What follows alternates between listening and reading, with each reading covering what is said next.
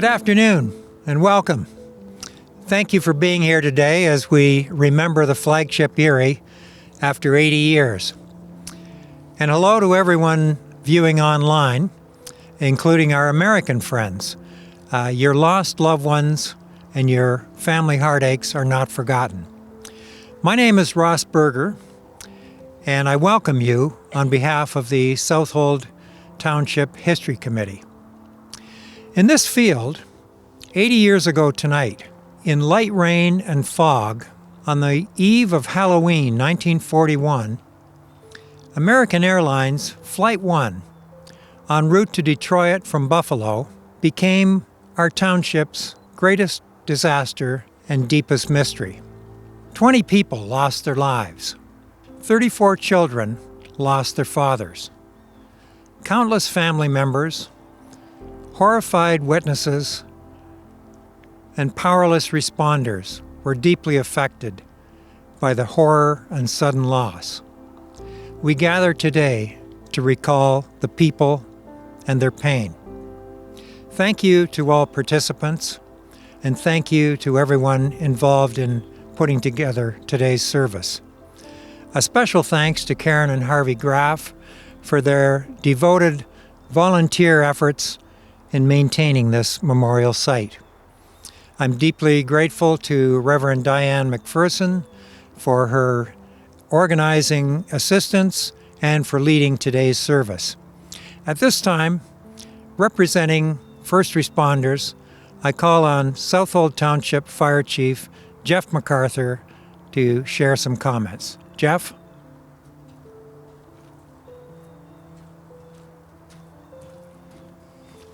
Good afternoon, everybody, and thank you, Ross. And I much appreciate the invite today, and it's an honor to be here. Just have a few quick comments based on first responders. So, as mentioned, Jeff MacArthur. I'm the fire chief for the Township of Southwold, and I happen just to live down the road. So this is quite close to home for me. So while I have my Southwold Fire uniform on today, I'm here representing all the agencies and first responders that attended that night.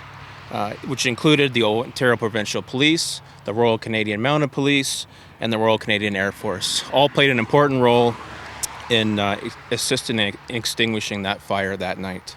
As I've learned, before any of the emergency responders arrived on scene, it was the local farmers, neighbors, and community members that leapt into action. As I understand, the Howe's Family Kitchen was turned into a modern-day command center, where all involved made phone calls and helped support the response that was initiated that night. This is, of course, a hugely significant event to the community of Lawrence Station, and I'm sure a time when the community came together to help each other. On a personal note, as I mentioned, I just lived down the road a few farms, which is where my grandfather lived his entire life. He was just 13 years old in 1941, and I remember him talking before he passed about seeing the glow in the sky from the fire that night. Also, my grandmother also had an interest in local history and was proud to be one of the many contributors to the book Final Descent. Although this tragedy happened many decades before I became a member of the Southwold Fire Department, it is an event that we have referenced several times within the department and provides a reminder that tragedy can strike at any time and can impact many people. A picture of the wreckage hangs on the wall at the Shed and Fire Hall. For the 7 or 8 Southwold firefighters that initially responded to this crash, it's surely an incident that stayed with them throughout their lives, as it certainly must have for all involved.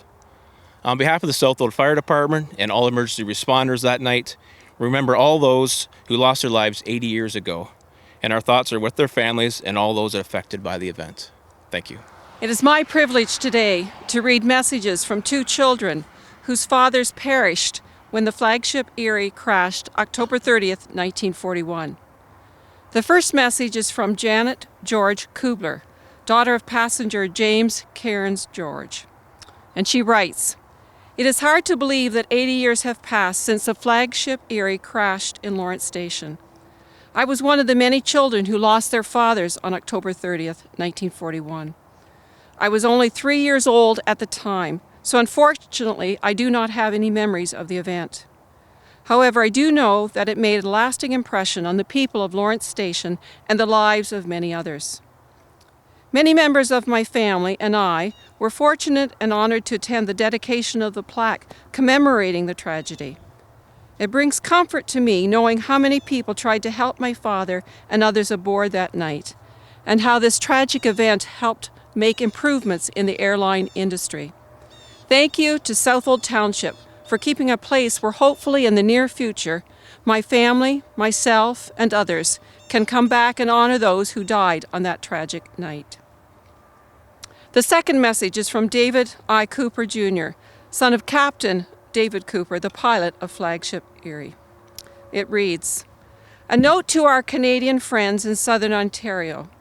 In loss and grief, words of comfort greatly received console and ease pain. You, our Canadian neighbors, have shown us your deep-rooted national value of hands-on action of caring and compassion, our powerful and enduring bonds and binds. The twin anniversaries that Canadians and Americans commemorate in 2021 were tragedies. In Southwold Township in Southern Ontario, area residents will memorialize an American disaster of 80 years ago. And right across the nation, Canadians will remember their experience of an American tragedy of 20 years ago. Through the loss and sadness of those experiences shines the light of Canadian neighborly compassion and outreach and generosity. At 17 airports and in countless homes and community facilities right across Canada, thousands of airline passengers were welcomed and generously cared for following the 2001 attacks in America. In Viola House Kitchen, in funeral homes, at Edna Carswell Switchboard, and in the hands and hearts of farm families, clergy, fire and police, and military personnel in Southern Ontario. The same outpouring of Canadian "how can we help" spirit ensured that in those dark 1941 days and nights, needful tasks were done, the burden shared, and spirits lifted, undergirded by thoughts of and prayers for each other and their grieving American kin to the South. Nothing can better illuminate the closeness of Americans and Canadians than these two tragedies. He writes, "In our church we often sing, 'Bind us together with cords that cannot be broken.' We thank you for reminding us of its enduring closeness of the people of our one North American community." We thank Janet and David for their words of remembrance and thanks. Their words remind us that pain, grief, and sorrow have no borders. That pain, grief, and sorrow radiate beyond the location where a tragedy took place. And as David wrote, we are indeed bound together. Tragedies have a ripple effect on the families, friends, neighbors, co-workers, those who respond through their professions, or people who by some twist of fate find themselves intertwined in the reality of that tragedy. And the ripple effect radiates out into the community where the tragedy takes place. David Cooper wrote about the tragedy of what happened here in this place 80 years ago, and 20 years ago in New York City, Washington, and Pennsylvania. Both 80 years ago here near Lawrence Station, and 20 years ago near Shanksville, Pennsylvania, a plane crashed into a farmer's field and forever changed lives across both borders. On September 11th of this year, as the United States of America commemorated their 20th anniversary of 9/11, former President George W. Bush, in his opening remarks, said this: "For those too young to recall that clear September day, it is hard to describe the mix of feelings we experienced." Today, here in Lawrence Station, we recognize that there are perhaps only a handful of people who remember the crash, anything about the crash, or the impact it had on those in this community. Those who lived in or near this community and remember are like David Cooper and Janet Kubler, mere children at the time of this crash. We are thankful for those who have helped to keep the memories alive. People like the late Robert D. Schreier, author of Final Descent, The Loss of Flagship Erie. I reread the book this fall and was once again transported back to that time, reading how the crash made headlines of almost every major Canadian and American newspaper. How at 9:42 p.m. that evening, Everything was normal on the flight as it passed over Jarvis, Ontario. Then lumbering over St. Thomas at 10 p.m. That about 10 minutes later, this place would be a fiery crash site. We remember those details, but more importantly, we remember the human toll, the lives lost that evening, and the lives forever changed. The book tells of the small children left behind, of a fiancé weeping into a wedding gown that was to be worn in less than a month and now would never be worn, of a wife who wasn't even aware that her husband was on the plane until she received a phone call with the fateful news, of the heroic efforts of Thompson and Viola Howe and all those who arrived first on the scene, of a crying little boy who's here today, who was carried downstairs to a kitchen filled with airmen, police officers, and others dressed in business suits beginning to line up to make phone calls. So many of the memories. Yet tragedies do live on in the collective minds of the community, passed on from one generation to the next, and it is our humble and sacred duty and privilege to remember and honor them.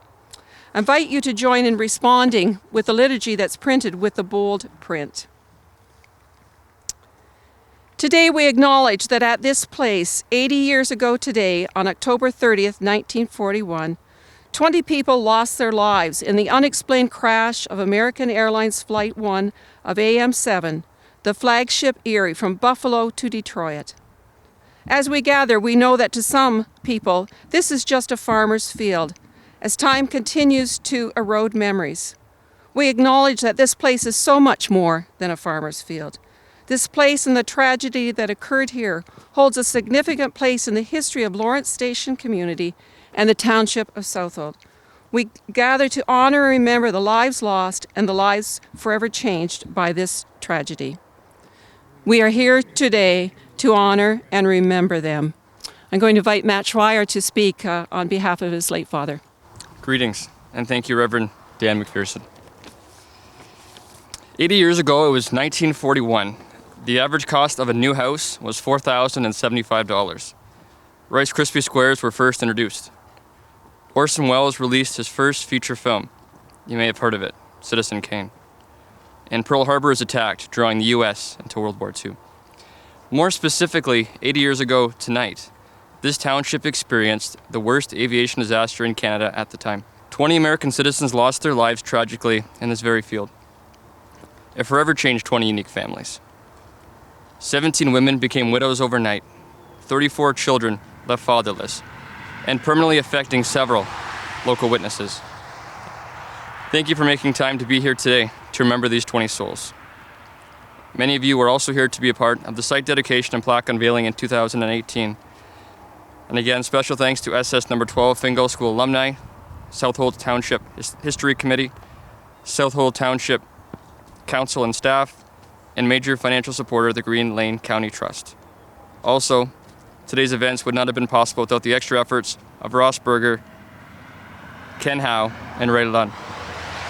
My family is also honored to join you as we also represent my father, Robert Swire.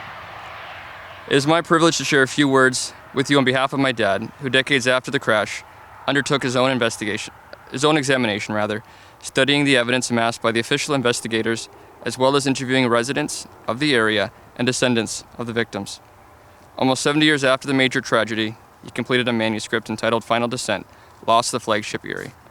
But in 2010, lost his battle with cancer, and it became a family project to see the final manuscript come to print. As more time passes and the first-hand accounts grow even fewer, more children who lost a father that night now too have passed away. Coming together today makes moments and monuments like this one that much more important. An ensuing investigation that partnered Canadian and American authorities would come to forever connect many more American and Canadian families. At times of tragedy, mere words often fall short to offer comfort and healing, and hardly help moving forward. With 80 years past, one thing that hasn't changed is what happened in this place, in the 20 lives that were lost here.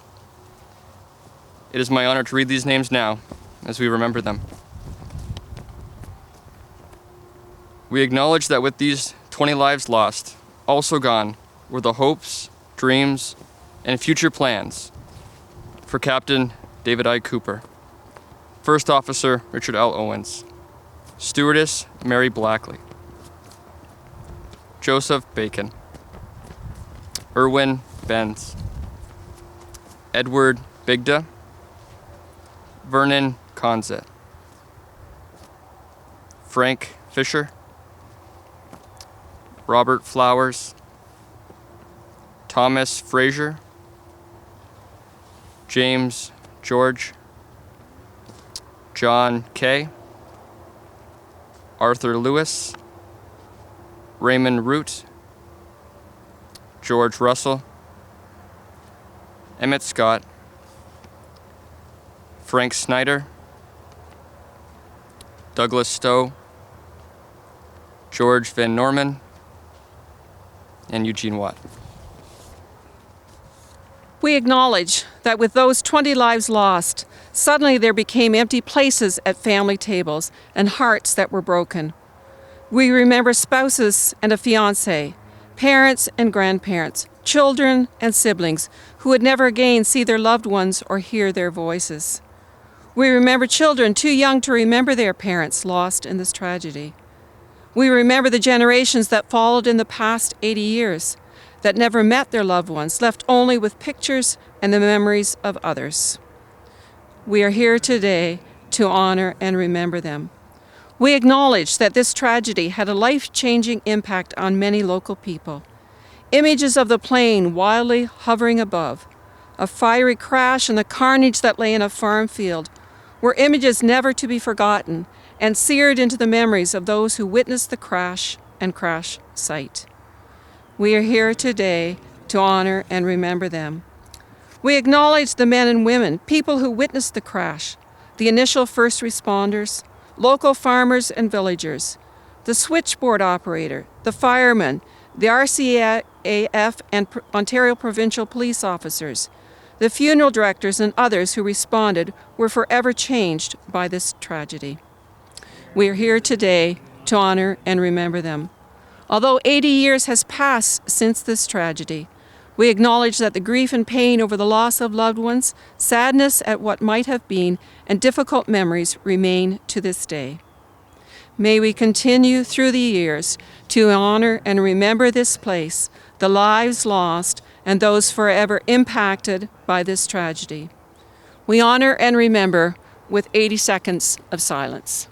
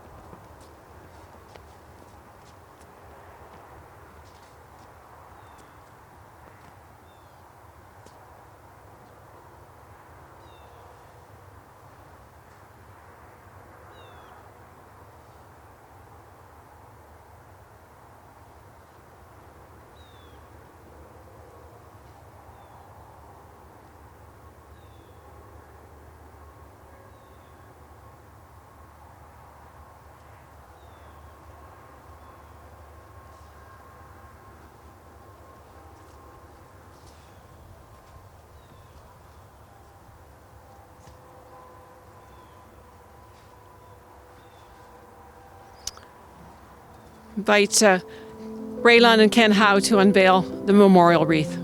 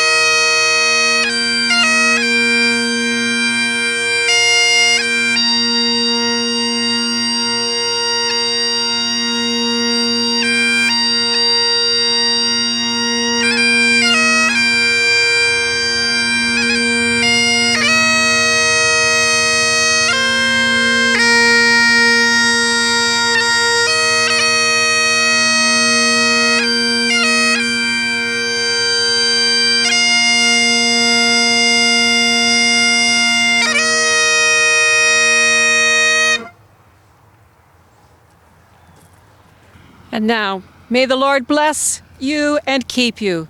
The Lord make his face shine upon you and be gracious unto you. The Lord turn his face toward you and give you peace. Amen.